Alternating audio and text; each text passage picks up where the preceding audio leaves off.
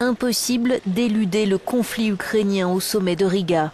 Alors que l'Union européenne se réunit avec 6 pays de l'ex-URSS dans le cadre du partenariat oriental, le président ukrainien Petro Poroshenko a certifié que les 2 Russes arrêtés dans l'est de l'Ukraine étaient bien des soldats.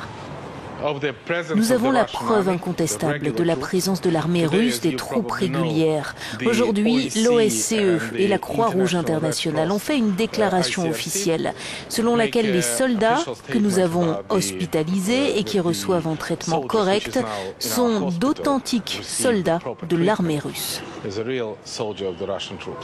Voilà qui ne risque pas d'alléger le climat à Riga alors que l'Arménie et le Bélarus refusent une déclaration finale qui condamnerait l'annexion de la Crimée et que d'autres, comme l'Ukraine, la Moldavie et la Géorgie, demandent à ce que leur vocation à rejoindre un jour l'UE soit reconnue.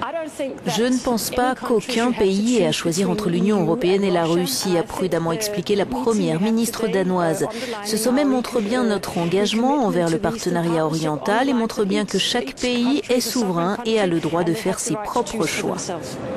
Côté russe, on est nettement moins diplomate. L'ambassadeur auprès de l'Union européenne a martelé au micro d'Euronews la ligne de Moscou selon laquelle ce sommet est un événement anti-russe.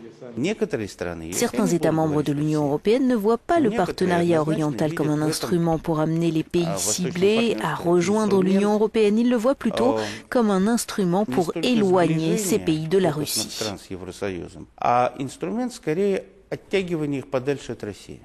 La question de la dette grecque s'est aussi invitée au sommet. Le Premier ministre Alexis Tsipras doit rencontrer Angela Merkel et François Hollande en marge de la réunion officielle.